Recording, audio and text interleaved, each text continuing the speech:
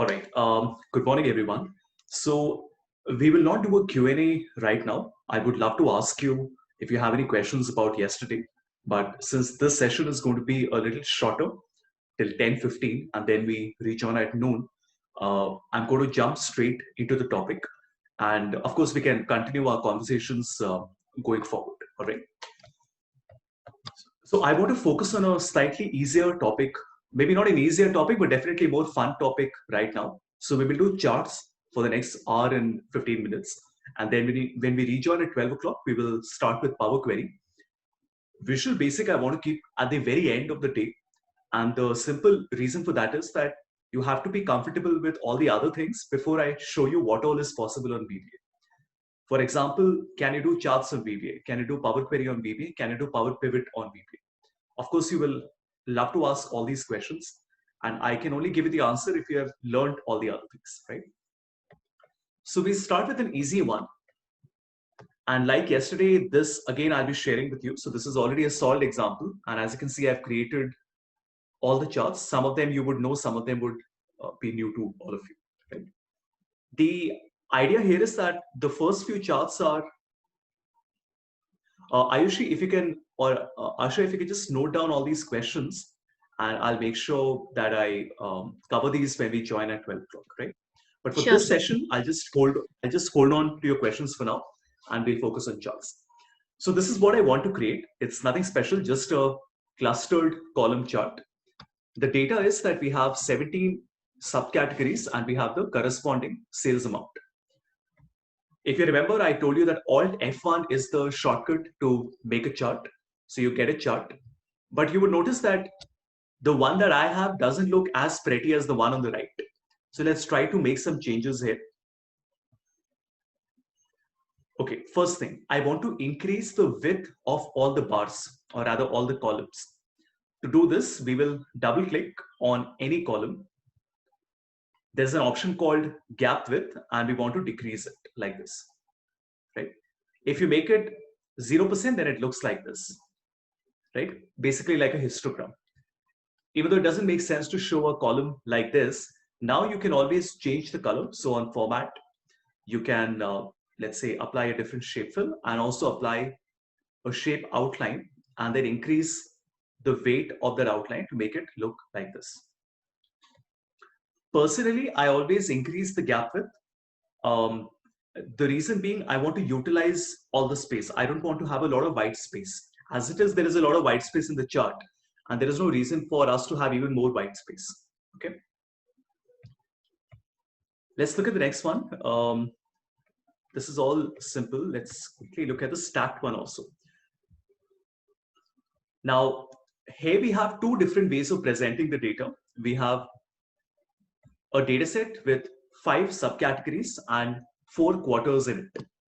Now, it depends on how do we want to show the data. Do we want to compare every single quarter of every single subcategory against each other?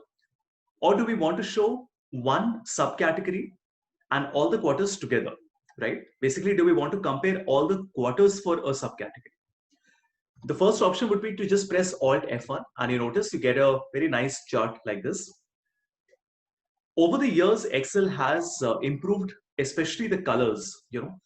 In a lot of areas, charts are still the same old charts that were there, but under the hood, a lot of small changes have happened.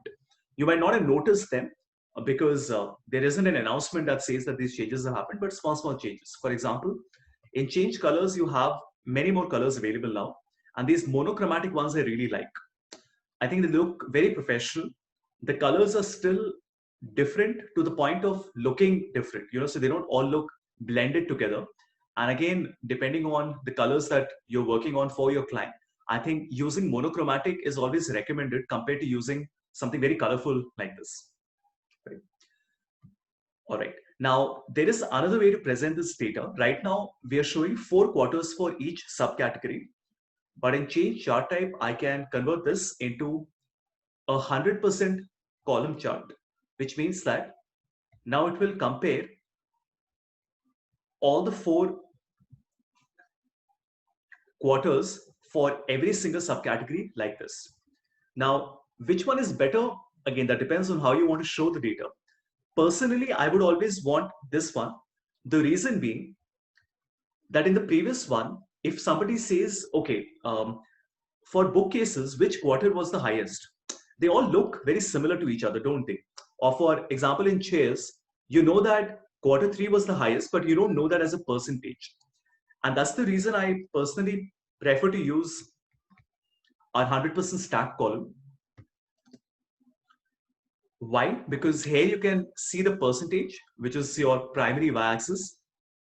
And in addition to that, if you also want to see the numbers, you can just click on chart element, data label, and then insert a data label in the middle.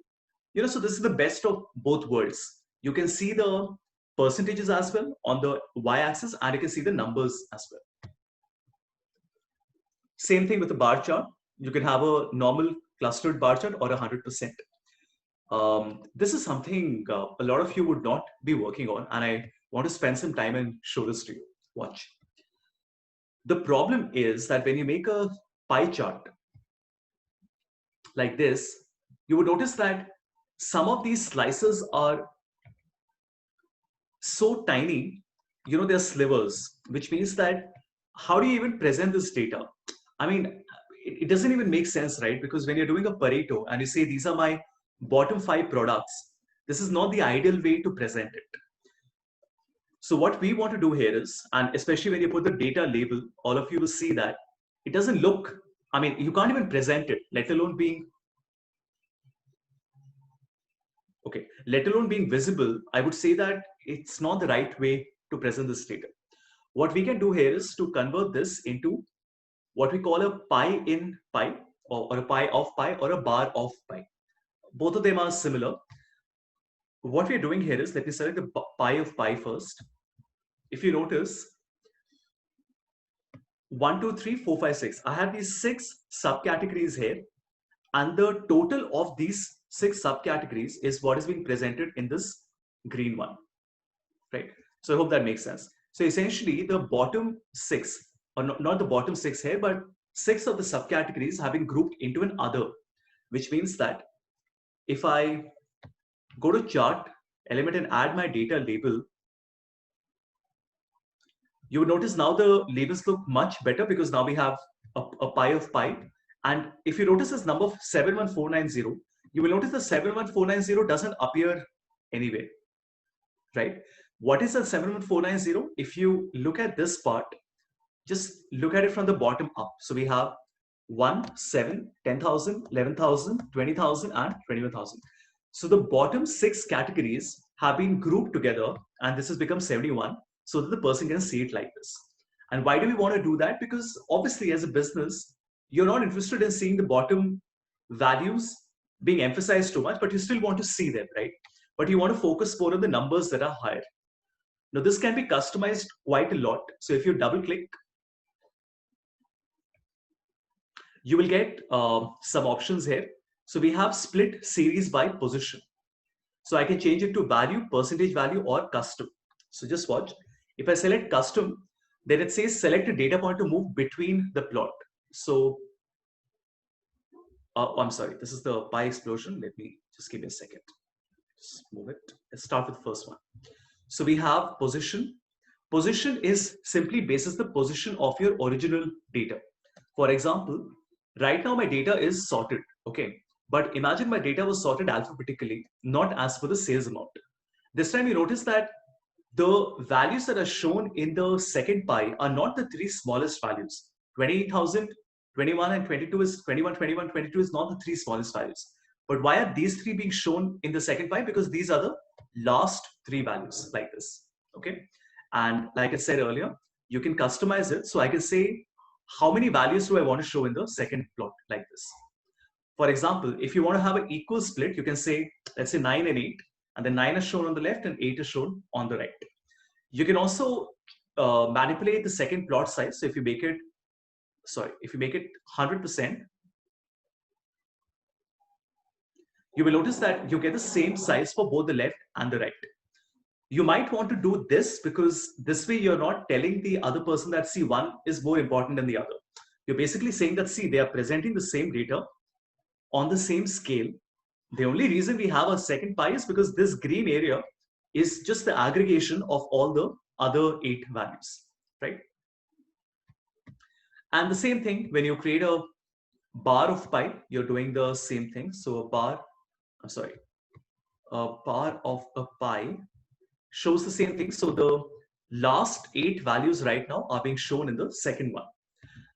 This again, I really like, because I think, see, the only challenge here is that people might not have seen it earlier. So you might have to explain it to them, because the first moment somebody looks at it, they say, what has just happened? Why are you presenting 2 different charts at the same time? So you'll probably have to give a disclaimer at the bottom explaining why you have done it and how you have done it, right? And again, you can even choose the percentage value like this, and the same thing. So this allows you to show, let's say, the bottom 20%. Actually, values less than 20 will not be there. Okay, so values that are less than 12% will be shown in the bar, and then only these 2 high values, so it's like a percentile that we're looking at, which is being shown right here.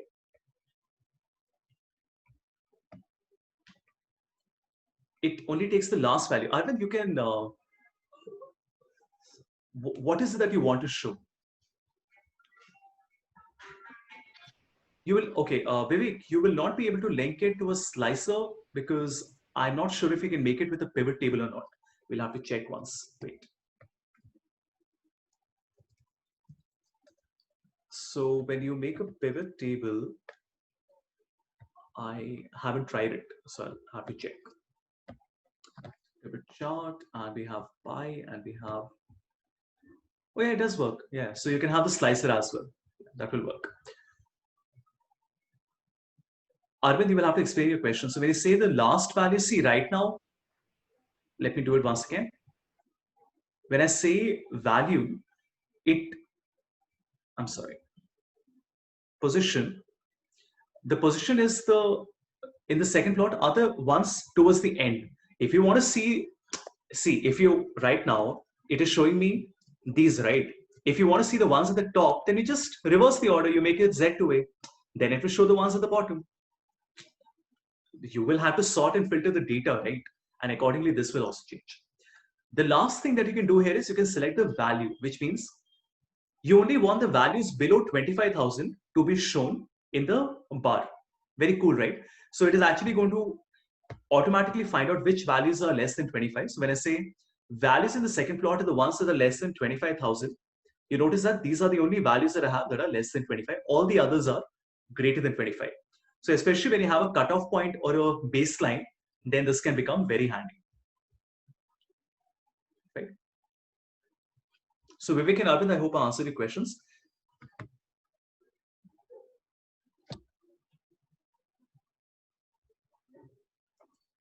Excellent. This is a scatter plot. Again, nothing special here. I have my data like this, subcategory sales and profit. I press Alt F1. We go to change chart type and we select an XY scatter, right? Just a few aesthetic improvements. You select the XY scatter, but immediately you will notice that the scatter here doesn't look as appealing as the one that I have created. What do you want to change? First thing, this entire area that is this white space is not needed. The reason is because there are no values in those areas, so you just want to focus on the top right quadrant. To do this, we will double click on the y-axis, which will allow me to go to axis options, and last one, in axis options, I can set the minimum. If you notice, there's no value lesser than 2000, so I can set the minimum to 2000. So it is utilizing all the space. Similarly, I will set the minimum for the x-axis to, let's say, 19,000, like this, right? In fact, we can even make it 20,000. So it is utilizing the space much better now, but it still doesn't look very appealing. The final thing that you want to do is to select these dots that you see, and then in the dot, you have an option to go to marker, and in marker, you can select marker options, and then you can select the built-in marker. You can select the shape that you want. Remember, you can even select an image for the marker, even though it would probably be a bit too much, but just as an illustration, let's say I'm selecting a stock image for anything. Let's say an icon. Let's just say a plus sign like this.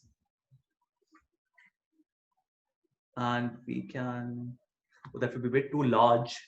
You know what? Let me, for now, just take it back to this. Right? And of course, the size can also be changed. A lot of people don't know this, but I can change the size. Oh, it's working now. Excellent. So you can change it like this. Chart element, you can add your data label. I like the data callout, or I like, actually here I only like the data callout. I think data callout looks really good. If you don't want to use the data callout, I have a suggestion. You can select, let's say above like this. Now, of course, some of them might be overlapped. Like if you notice here, these two are overlapped. This manipulation you will have to do yourself. I mean, Excel cannot do it for you automatically. But how do you present it better? Simply click on the data label, go to format, add any shape style. What that will do is it will add a border. Then you can increase the font size, and then you can also increase the shape outline like this. Something like this. Okay. These colors that you see where I've highlighted the maximum and the minimum as green and red, this has been done manually, right? So that cannot be done automatically. Surface and contour I'm not going to do because you guys will not be needing this. I mean, I'll show you how to make it, but I will not be explaining it. It is basically used to present survey data, a heat map. So where you have a X, Y, and a Z axis as well. So here again, these are the colors are representing my data range. So 0 to 1 is the light blue, 1 to 2 is orange, and so on. So for this, you need the data to be in a specific order. Like right now, I have 5 products and I have 5 regions with me. When you have data like this, then you can change the chart type. And a second, select your surface chart like this, right? This is very rarely used in business. There are very specific use cases for this.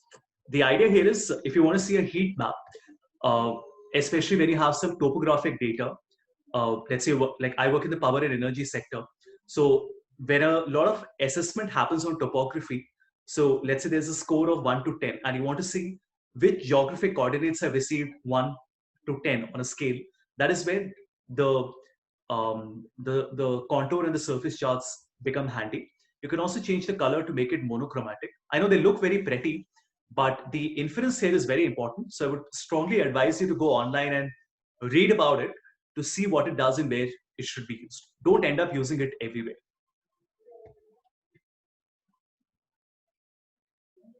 No, Amit, a very good point. So as per aesthetic guidelines, for example, at Big Four, at PwC and EY, they have a very strong brand guideline. They say that whenever you're keeping a value inside the chart, for example, let me just go to the first one. They say that whenever you have values inside the chart, you should never ever have a y-axis because it creates redundancy and complication. So you should always remove it, right? It's a different matter that very few of us end up doing it. But like I've become habitual to it when I'm presenting my client data because I've learned it from the Big Fours. Big Fours have a very, very strong brand guideline, which means that you cannot, under any circumstance, keep redundancy. Because the moment you have numbers here and you have numbers here, a person is invariably going to get confused. He will say, what is this and what is this? And am I supposed to look at both of them?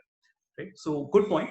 Whenever you have data callouts or any numbers inside, you should never have a y-axis in addition to the data callout.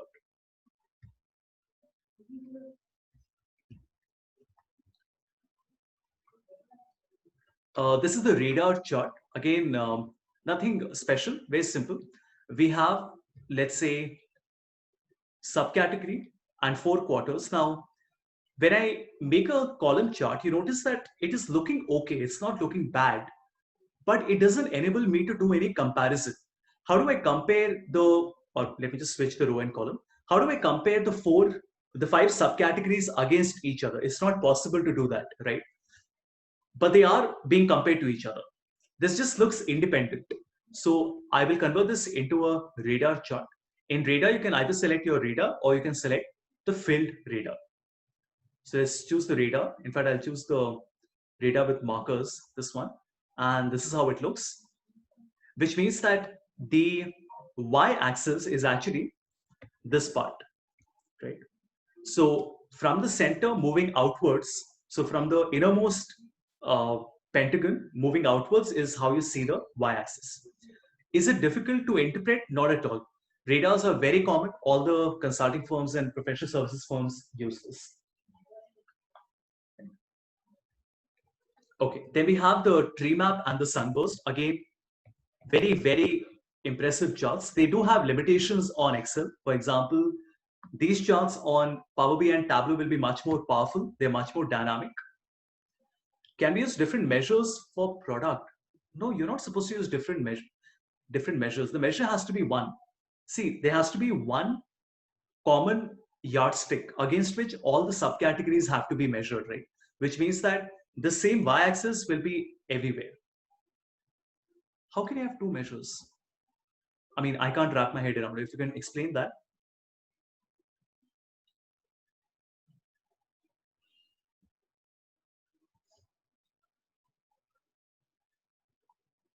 Profit and sales. Yeah, of course. See, uh, here I have, this is two measures only, in a way. Right now, when I select profit and sales, that will work as well. You will get two different lines like this. Like this. So you can compare two different measures like this. This is what you meant, right? This is possible.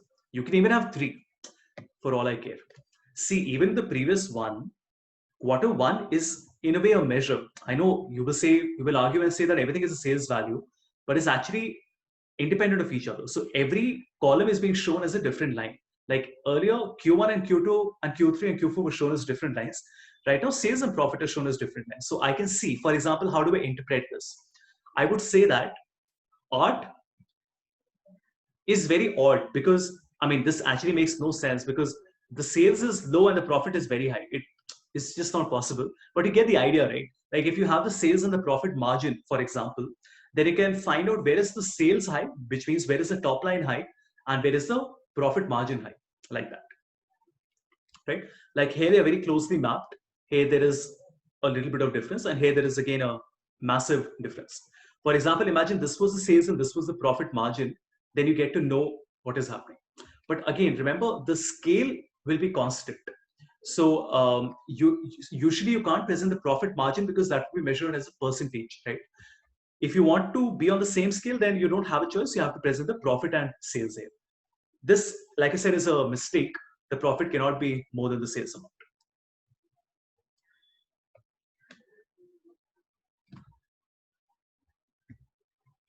Right? Okay.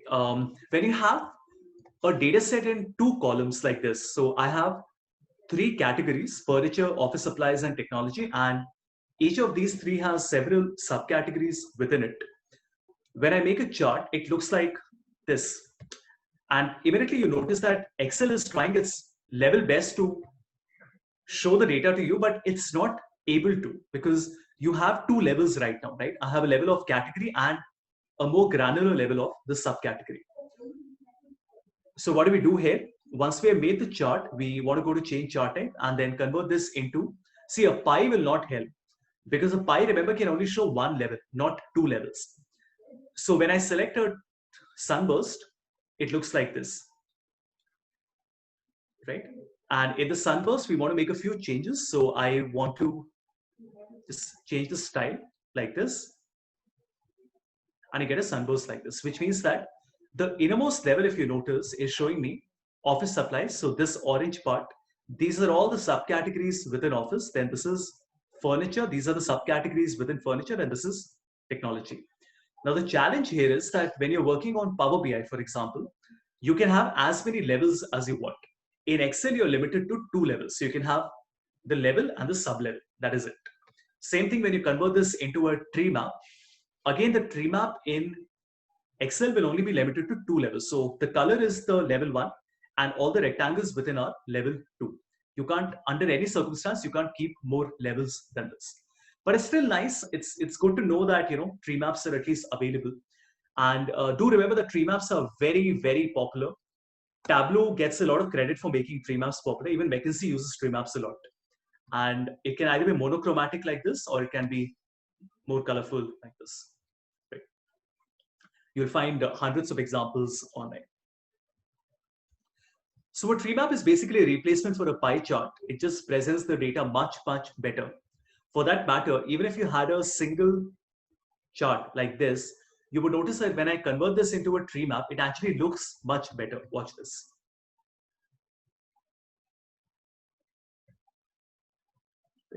It's just a different way of representing the data, like this. And the best part about the tree map is that even if you give it a very tiny amount of space, it will automatically restructure itself to fit that space. And of course, the values and all you can add. I'm not doing that right now, but all that can be added inside. Very simple to create. Just remember the limitation that you're limited to 2 levels in the tree map and the sunburst. But that limit is only there on Excel, not on other platforms. Okay, let's keep it aside. Then we have our waterfall chart. For you guys, waterfall would be your bread and butter, because for any variances that you want to show, or any running a cumulative total that you want to show, waterfall is your standard go-to chart. So it's simple. It's just that there are so many variations in it, and the small ways in which you can tweak it. That is where the beauty comes, right? So you will have to really work very hard at learning very complicated and advanced waterfall charts as a finance MBA. Again, it's a staple for all consulting and professional services firm. The basic idea is that rather than showing different column, like I have 4 expenses right now, which is my outflow: salary, travel, legal, and administrative. The problem is I just don't want to make a chart like this, because I don't want to compare total against all the 4 others. I want to show a cumulative. So I will go to change chart type, convert this into a waterfall, and I get this. Right now, what is happening is that Excel thinks that the total is also a cost head. But the total is not a cost head. The total is simply the aggregation of the previous 4 costs. So you will double click on it, and then you will say that this has to be set as total. Right? Did you see this? So I selected the total and I said set as total. And after that, if you want, you can also decrease the gap width like this. Right? Now, it is not so that only the last one will be set as total. Any others can be set as a total as well. For example, look at this data set. Let me just remove the numbers so that there's no confusion. Let's say you have a data like this. For 4 years, you have 4 quarters each, and you want to find out a waterfall for this. Now, obviously, the total earning will reset after every calendar year. That means you want to show Q1, Q2, Q3, Q4 as a running, and then show the total, which is the subtotal. Then you want to show Q1, Q2, Q3, Q4 for the next year, and then show the subtotal. For this, we first have to write subtotals. Remember, we will say subtotal and then select 9, which is the sum, and I will select these 4. Why are we doing this? Very simple. Because when I write subtotal once again and I select all my values from here to here, that subtotal will not get added. The way a subtotal works is that a subtotal never adds up another subtotal. For example, the 1600 is not the sum of all the numbers. 1600 is only the sum of the 4 quarters and the 4 quarters like this. And do you see why I'm writing a subtotal? Otherwise, it would have been so complicated. You would have written, okay, sum of these 4, put a comma, and then select the sum of these 4. And it just breaks the rhythm. So this is not how you should do it. You should always write a subtotal like this. Okay, same thing. I can write subtotal and then select all my values, and in one final time,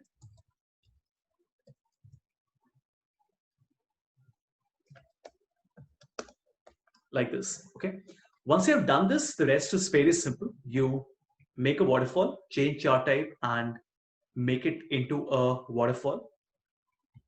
Now, right now, what will happen is that we have 4 of these, right? Which means that the total has to be shown as a total, not as a individual column. So we will double click and I will set it as total. We do the same thing here, the same thing here, and then one final time here. Right. So that is how you can see your cumulative sale. This means when I add the numbers, one second. In fact, here I can even make the gap with 0%. So let me add all the data labels here. So you're looking at the cumulative. So it tells you 100, 200, 150, 300, but it resets at 750. So then it starts at 750, 350, 100, and 150. Then it becomes 1600, right? Like this. Make sense? Which means that in 4 years, my total cumulative lifetime sales has been 3350, which is the sum of all these blue bars like this. The final we can ignore. All right, let's look at the 3D map now. 3D maps are again very simple. You will have to, let me show this to you with a better data set. This is a very small data set, it will not really look very nice.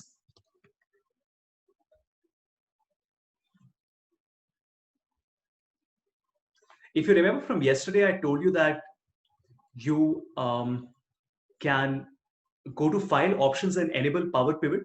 I also told you there is another option there called Power Maps, and that's what we are doing. So we have Power Pivot and Power Map that you have to enable from the options, but this is available on all versions of Excel starting from 2030. Okay, is it necessary to have horizontal or vertical grid lines?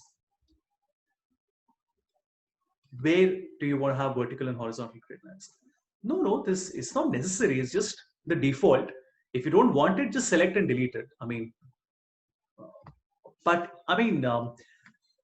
it depends. See, brands have their own guidelines, right? FMCG telecom companies don't care.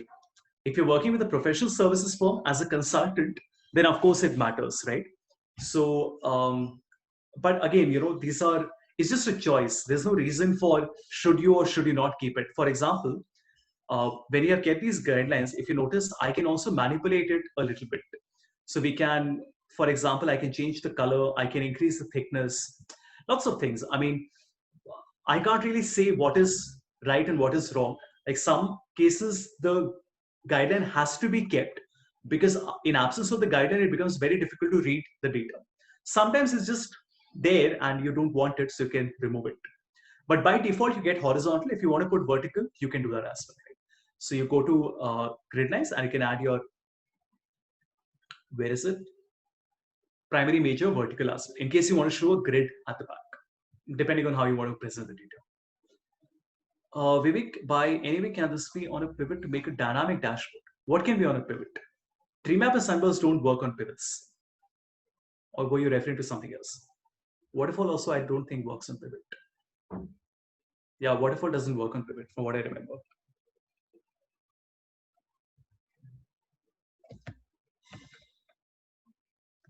Let's try once. I think I already have a pivot here. 1 second.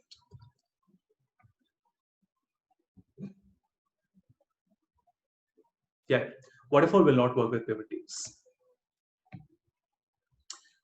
See, if you want it to be dynamic, then you make a table. You don't make a pivot table. What is the confusion? Let me explain it to everybody. Wait.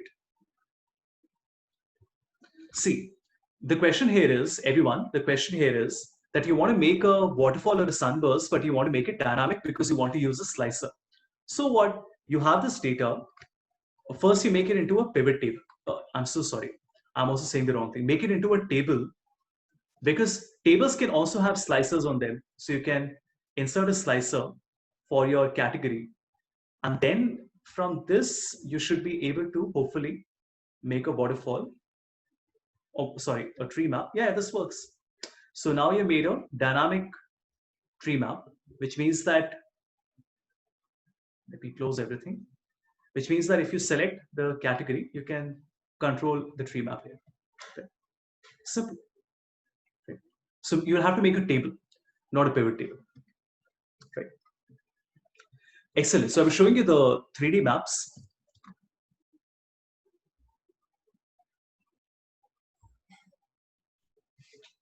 For the 3D map, we need a data set which has some interesting data in it.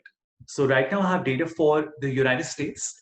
So we can simply select the data, go to insert a 3D map, and then open 3D maps. Remember, you will have to enable this file options, add in, add in, and then select power map. So 3D maps is very different to anything that you would have seen till date. It is even different to Power BI. So Power BI uses a different mechanism altogether. What it does is it plots all these state, city, whatever you have for you. For example, if I select the state here, then all the states will be plotted. I can select my value as the sales amount, and the color also comes automatically. And this is a 3D map. So you can control it, you can zoom in, you can press Control F to zoom into any one area, right? You can even convert it into a flat map like this. Works really well. No complaints. And then you can even create a video. So if you want to sort of have an animation of some sort where you rotate the globe, then you can save it as a video as well. I will let you play with it. I mean, I don't want to focus more on this. It's very straightforward. So you know what all you can do.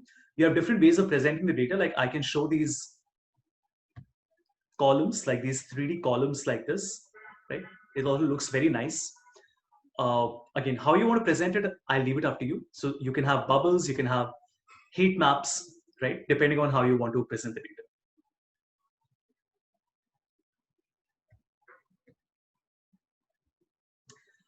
It is similar. I mean, see, any geographic spatial maps that you have, it will be the same on every platform. But the only thing is that 3D maps do give you a few options, like you can find here. How to use it on a presentation? You can't use it on a presentation. You can export it as a video, and then the video can be played on the presentation. Personally, I don't use it because I do all my work on Power BI or Tableau. So I never had a need of doing this on Excel.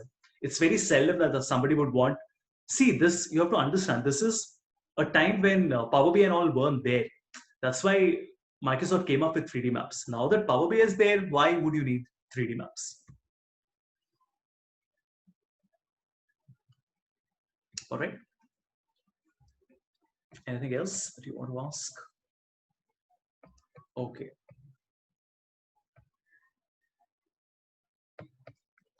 Let's look at, okay, now let's look at some more advanced charts.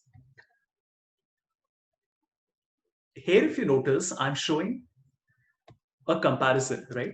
So let's say you want to do a YOY analysis. You want to show Q1 versus Q2 here, like a QOQ analysis. So if you notice, the blue is my Q1 and the orange is my Q2. So rather than showing two different columns, I'm showing a column within a column. This is how we do it. Let me first delete it. I will first press Alt F1, make a chart. Watch carefully. I will double click on Q2 and then say that the series overlap should be 100%. After we have done that, because the Q2 has to be only shown as a bar, okay? We will go to format. I will apply a nice big shape outline like this, and we'll keep the color as this. Once the outline is there, then we can remove the shape fill, no fill, so that I can see what is behind Q2. And finally, you can change the gap width a little bit. The only problem here is that when you change the gap width, it is changing for both the columns at the same time. But you want them to change independently. But they can only change independently if you have a secondary y-axis. So on change chart type, we will go to combo and then put my Q2 on the secondary axis like this.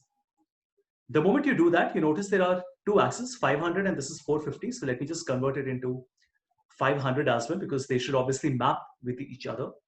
So I set the maximum to 500. Once you have done this, now you can change the gap width. So now when I, one second.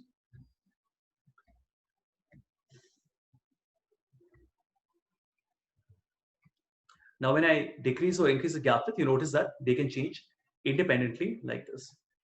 So it should actually be the other way around. The previous year should actually be a little thinner, right? And the second or the quarter and the second quarter should be a little thicker like this. And this is how you end up creating what we call a bullet chart, right? So very useful because these are very compact and they just enable you to present the data so much better than a normal chart would have. Just to give you an example, just compare them side by side. Do you see how much better this one looks? Because it just enables you to compare. The comparison here is not possible, right? Any questions on this?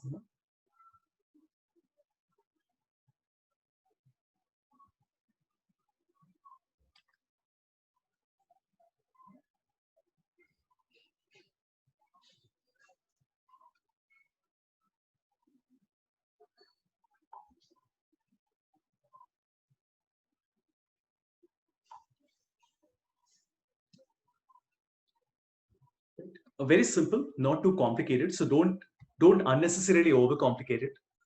Okay, let me show you how to make a dynamic chart, which means that, let me take a better example, something like this. So if you notice, when I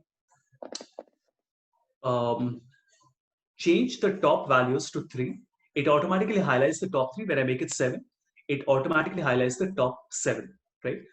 This is very simple on Power BI, but to do it on Excel requires a little bit of work. So let's do this. I will remove all my calculations. The first thing we want to do is to find the rank. So I say rank. We want to find the rank of C6 among all the different subcategories. And it tells me the rank like this. So the highest number is 1. The smallest number is 70. Okay. But we only want to plot the ranks that are lesser than a certain point, right? So here we will say that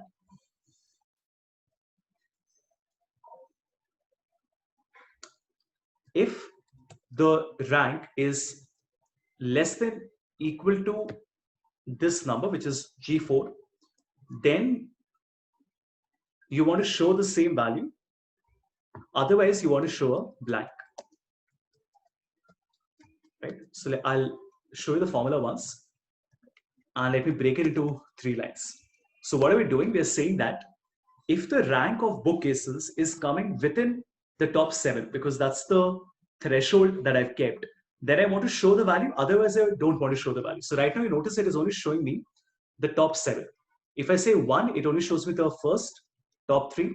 If I want to show all the 17, I select all the 17 like this. This is how you make a dynamic list, right? Once this is done, the rest is simple. You will select both the columns, make a chart. Let's complete this, change chart type. Now, what is happening is that the blue bar is showing you all the 17 subcategories. The orange bar is coming only for the top 7, or rather the top that you're choosing. I have top 10. So if I select top 3, it shows me top 3. If I say 1, it shows me 1. But it doesn't make any sense, right? Why would you want to show 2 different bars? So the final thing left is you select the orange one, double click, and then say the series overlap is 100%. So right now what is happening is that it is actually 2 different bars. The blue is the original one, the orange is the top end. But to the end user, it will seem as if it's only 1 bar and the top is being colored, as in only the top bars are being colored. So if I say top 3, it colors the top 3. If I say top 10, it colors the top 10. It's just logic, okay? There's nothing complicated in the chart per se. Only the series overlap you will have to remember. Other than that, just the logic that you have to put in the formula.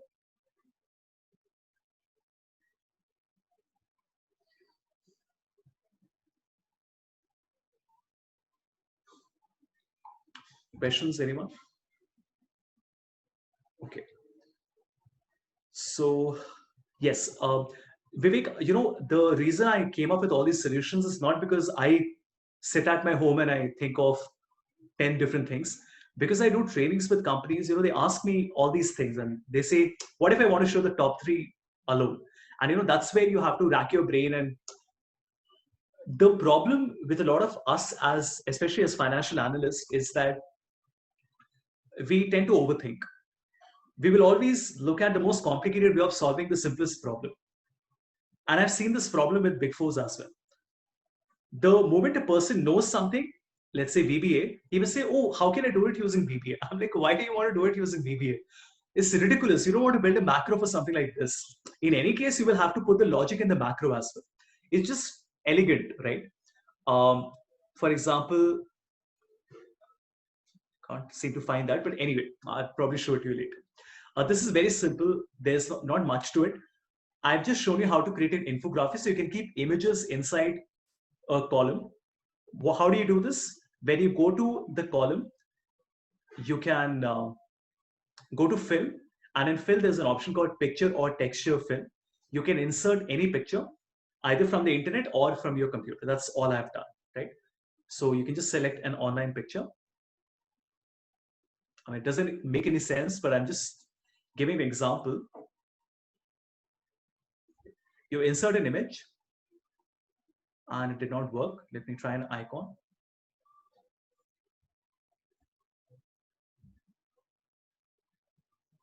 So you get the icon here, very simple, right?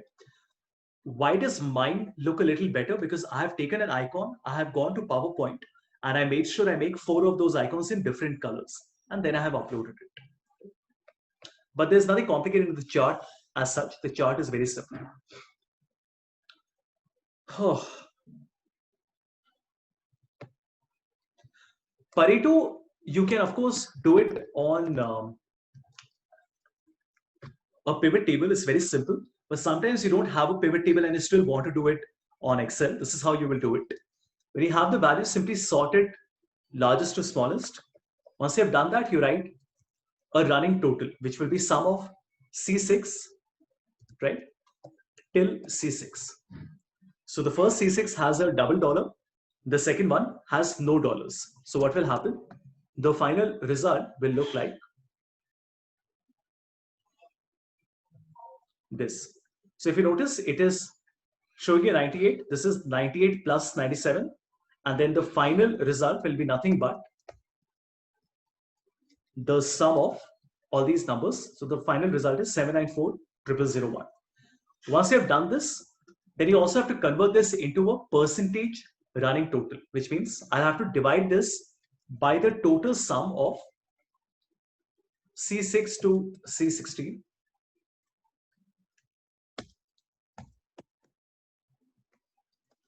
And when we do this, now you will get the percentages like this. So I hope the formula is clear, everyone. You can look at it one time. What happened? 1 second. Are 1 second. I'm making some mistake. Oh, not C16. What am I doing? It's 22, right? Yeah. Like this, right? So what we're doing is we are dividing 98,000 by the total grand total. And then this is 98 plus 97 divided by the grand total. 98 plus 97 plus 95 divided by the grand total. Makes sense, right? The last two numbers both look as 100% because the number is very small. But if you increase the decimal, you will notice it's actually 98.92, 99.8, and 100%. Once you've done the cumulative sales, the rest is easy. Alt F1, change chart type, go to combo, and change the cumulative sales into a line with a secondary axis, and you will get a Pareto chart like this. And how does it help you? It helps you because it enables you to understand where are you reaching your 80%. So if you notice carefully, my 80% is coming exactly here. And what does that tell you? Very interesting. It tells you that if you look at this, your top 7 categories, subcategories are contributing 80% to your total sales, and the balance 9 categories are only contributing less than 20% to your total sales. which is a questionable thing for the company, right? Because you're relying too much on your top selling categories and it's not uniformly spread out.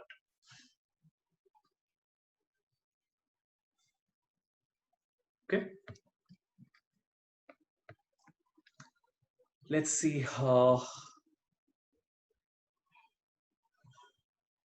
Let me just see what else I want to cover for you.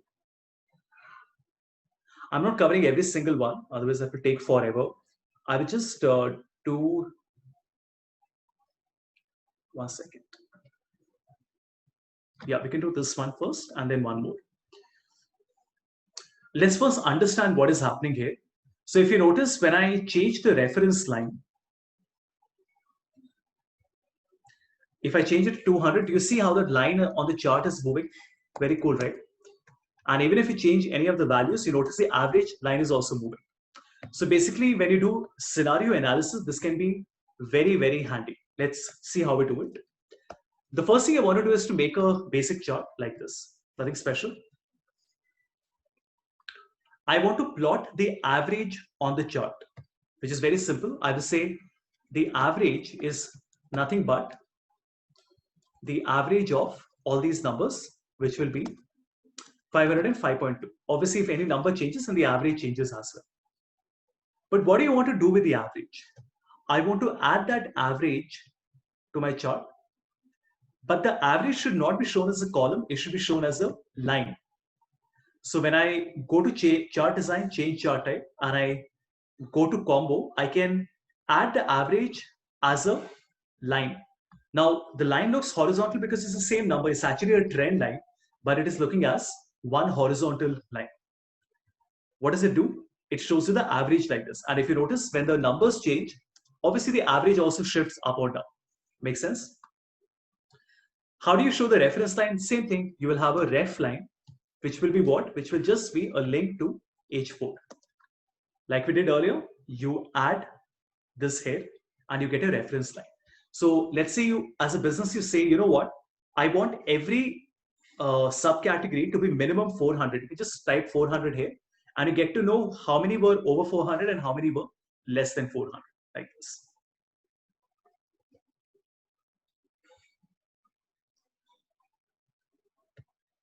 This is okay.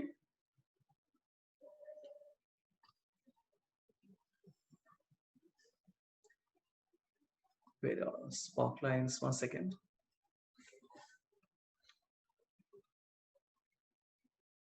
Spark lines are very simple. So let me first remove everything. What happened? Clear all. Now let's say you have your data like this. We have 12 months for 5 subcategory. Now when you make a chart, this is how the chart looks. There's nothing wrong with it, but I would say that the chart is too cluttered. You know, it's all zigzag, right? I mean, values are going up, they're coming down. It's all a mishmash and you're not sure what to do with it. Sometimes you want to create a smaller chart, which is called an in-cell chart. It's called an in-cell chart because the chart comes inside a single cell. So what do? I will select this cell called J6. We will go to insert and we will insert a line, right? So this is a mini chart that comes inside a single cell. What is the data range? The data range will be only one row like this. So from L6 to W6, which is all my 12 months, and the data looks like is represented like this. So this is how you can present spark lines. Then some other things you can do. You can go to marker color. You can show the high point as a green. Then you can show the low point as a red. Basic changes you can make, not too much. You can change the sparkling colors and all. That's all, right? It's not used very commonly, but I mean, it's just there in case you want to use it, you can. The only problem with Sparkline is that it's sort of in the middle, right? It's not as powerful as a proper chart, and I mean, it's still too much effort, so that you can't just do it in one click. I mean, it still takes some effort. You have to increase the row height and all. Personally, I don't like it. I don't see the value in it. But again, I leave that up to you. Okay. Sparklines typically are prepared more in business intelligence tools because they are more powerful there. In Excel, they are very limited. So there's not much that you can do with it. Right? For example, if you're searching for sparklines in Power BI, see here it makes more sense because you can have these up-down values and all that. But the problem with Excel is it's very simple. So you can't really do much with it. That's the only point, right? Like here you can have KPIs and all, but you can't do all this on Power BI.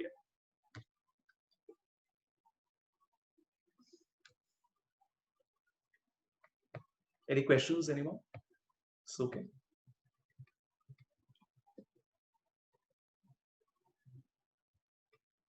Let's do one more example. This is dynamic form control.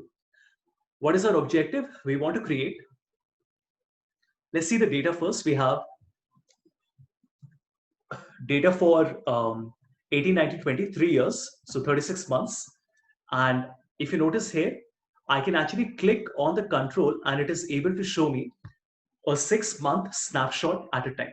So we've created a dynamic chart like this. You can do this using Visual Basic, but we don't need to, and that's the best part. So let's see how we create this. Let me remove everything first.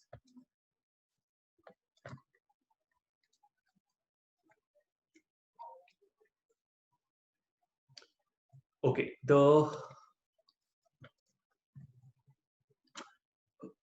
I've already given a name. So I've selected B5 to B28. I called it my dates. And then this is my sales data. Okay. My dates and my sales. I want to show only the first 6 dates. So how do we do it? We will say equal to index. What is my array? It is my dates. What is the row number? It is 1, obviously, because it's an index value, which is the position. You want to show the first one. If we show you June 2018, how do you make it dynamic? We will say that show me the number of rows from the current cell, which is E5 till E5. Now E5 to E5 will be the number 1. So it gives you 1, but when you copy it down, it shows you June, July, August, September, October, and November, like this. All right. But the problem is, it is only showing you the first 6 months. How do you see the next 6 months? That is why we need to have one parameter, which I'm going to call as my anchor. So if I put 1, I want this to show me the first 6 months. If I make this 7, it should show me the next 6 months, right? So month number 7 to month number 12. How do we do this? I'll have to connect J5 to my formula. Now, right now, the number of rows is what? It is 1. So if I say plus J4, okay, just think about it. Plus J4, what will happen? It will show me the second month. So if I do a -1, then it will show me the June month itself. And when I copy it down, you notice the results are exactly the same. Now, all of you would be wondering, but then what's the point? If you are simply adding 1 and you're subtracting 1, then what's the difference? But now when I make it 7, you notice it shows me December to May. If I make it 13, it shows me June to November. Making sense? So this becomes a control cell. And by controlling J4, the results are also changing. This is the formula. I just copy this and paste it here. And let me just change my dates into my sales value. Very nice, no? So when I change the number, just see what happens. Every time I change the number, my dates are also moving. So we made it dynamic like this. It's just moving at an increment. Now we create a chart.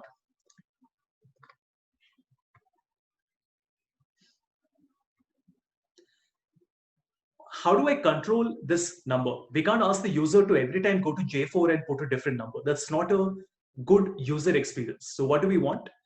We will want to create a form control. So we go to developer. Now, most of you will not have the developer tab. You will have to enable it. So you go to file, options, select customize ribbon. And then in customize ribbon, you want to select the developer tab. You need to enable the developer tab when you want to work with Visual Basic. By default, it is hidden because, I mean, a regular Excel user will never be working with Visual Basic. So I've enabled it. You have this tab. We will click on Insert, and I'm going to insert a scroll bar. So we will select my scroll bar, which is the second row and the third item.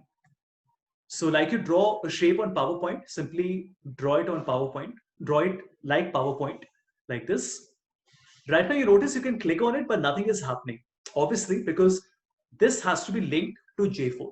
How do we do that? Right click, format control. My current value is 1. My minimum value is 1. What will be my maximum value? Anybody? I'll give you a hint. There are 36 months, so what should be my maximum value?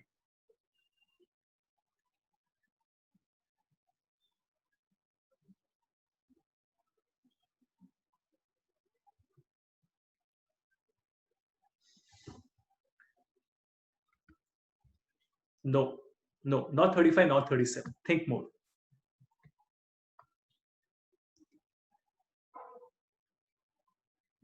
See, if I want to show the 36th month here, this will be 35, this will be 34, this will be 33, this will be 32, and this will be 31. Does it make sense now?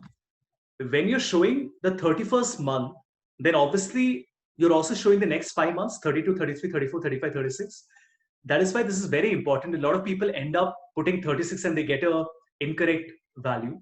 The value will always be 31. Makes sense, right? Because see, if this is the 31st month, then this will be 32, 33, 34, 35, 36. Otherwise, what will happen? Think about it. If I make this 36, then it is not showing anything to me. If I make it 30, 1 second, let me just double check how many months I have. Oh, I'm sorry, we only have 24 months, right? So we want to put 18. Let's check. Yeah. We'll have 19. See, why am I putting 19? Because when I put 19, I'm also showing the next 5 months. So 20, 21, 22, 23, 24, which means when I'm showing the 19th month, which is December, I'm automatically showing the next 5. But if you said, let me show the last month, which is 24, then what will happen is the 24th month has many more months after it. So you notice there's only one value here. All the others are coming as an error because there is no month after number 24. So always remember the maximum number will be derivative and it will be dependent on the number of months that you have, right? You can do it with a little bit of hit and trial. That's okay. Like I also did, but the logic has to be clear as to why we need to do this. So as you can see, I have to put 19. Why 19? Because I'm showing 6 months. So if I'm showing 19, I'm automatically showing the next 5 as well. Increment is 1, which means when I click on the left and the right arrow, I move 1 month at a time.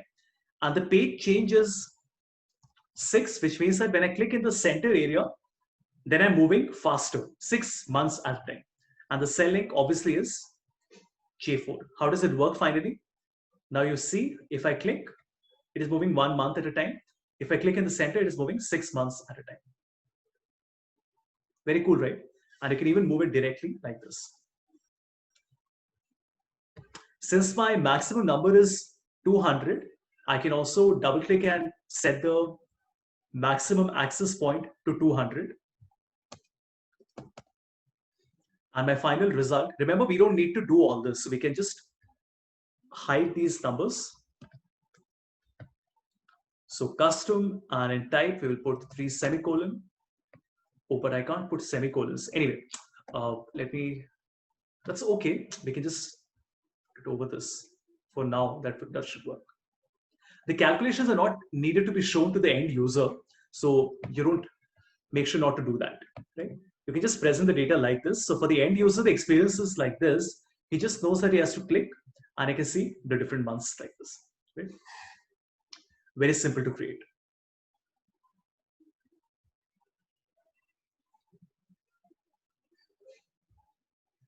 Any questions, anyone?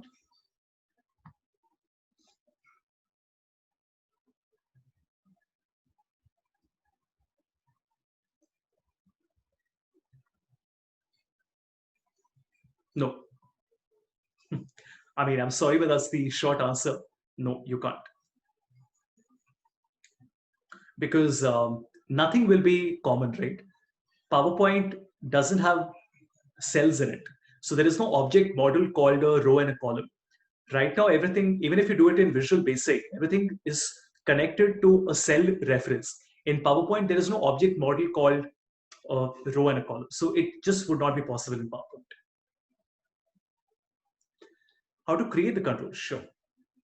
So I went to developer. Remember, we first have to enable it, then insert, and then you have different controls here. So standard, no? Radio button, list box, scroll bar, spin button, message box, label. What you have on any platform. So I want to insert the third one, which is a scroll bar. I just drew the scroll bar like this, just like you make a shape on PowerPoint or an Excel. You just make the shape like this. And then to connect it to the values, you will have to right click and then say format control. And you can connect it to the anchor cell that you have created. Now see, this will work with any chart. Like, for example, when we did our top rank, this one, right now what is happening, the user has to click on this number, right? Just to give you a small example, I can insert a spin button, right? And in the spin button, we will say, actually, this is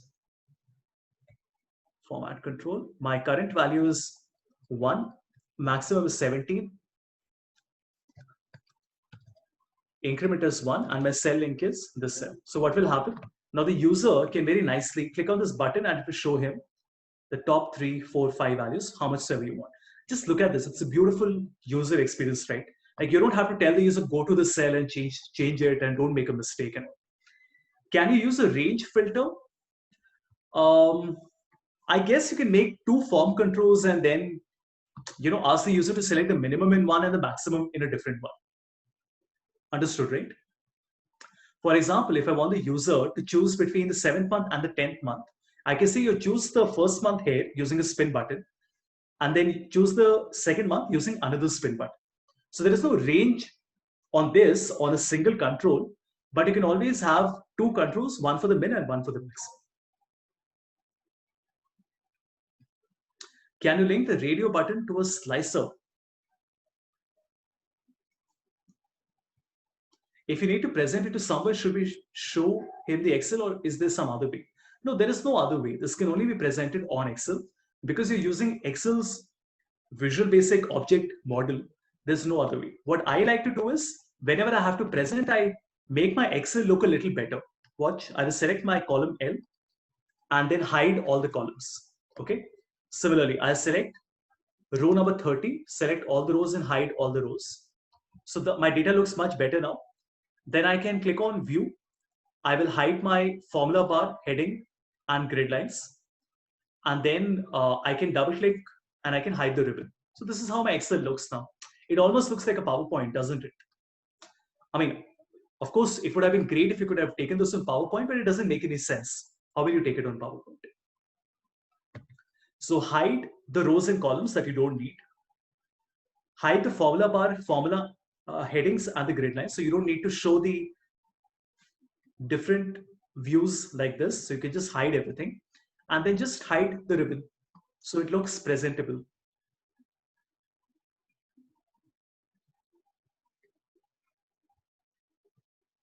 Can you link the radio button to a slicer? Explain that. What do you mean when you say you want to link a radio button to a slicer? Why do you want to link it to a slicer? I'm not sure what you mean. Yeah, hello, sir. So what I wanted to say is that in slicer, we can select only one option, right? Suppose we have you can select multiple as well. Yeah, suppose there are multiple slices. We select one option from each slicer. What if we have to select 2 options? Say, suppose okay, 2 options from one slicer only, and I want to show it in a better way. You can. Okay. Slices are not restricted to one option. Wait a second. You can just press Control and like this one. You just press Control and select another one. You can show 2 as well. Okay. And what if we want to convert it into a radio button where, This thing. Oh, yeah, no, no, no, no. See, we can't do that, right? the slicer that you see here is all that you have. This is an inbuilt option that is given to you, which does not use Visual Basic. The Okay. controls that you're creating, which are form controls, is a different object from scratch. These slices work automatically. Remember, we did not have to do anything manually. We did not have to connect it manually. It got No. connected automatically. If you want full control, then you can always choose a form control like this. Okay. Thank you.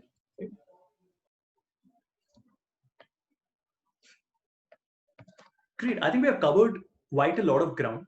Of course, this is never ending. I can keep on showing different charts to you. Then again, should you really be focused on learning more charts? Not at all. If you see, I've covered most of the charts here. I'm sorry, just select some data. So the beauty of charts is not about learning the charts. We've covered column, line, pie, bar, area, scatter, map we have done. Stock I will not be the best person to tell you because I don't have that sort of data with me. Surface, radar, tree map, sunburst, histogram, of course you know what it is. And then waterfall, funnel we don't need. This is only for marketing. And then combination chart. So Excel doesn't really have many charts in it. It is more about how do you put some formulas, how do you create some logic, how do you work with the formatting changes. That is what makes it exciting, right? Not learning more, but learning more about the existing concepts. If you have anything that you want to ask, we can come back and we can do a Q&A. But great. So Asha, we want to take a break now. Yes, sir. We'll join back at 12. 12 o'clock, right? Great. You have the link with you, so it will be a separate link, right? Yes, yes. Excellent. Great, everybody. See you in a bit. Bye-bye.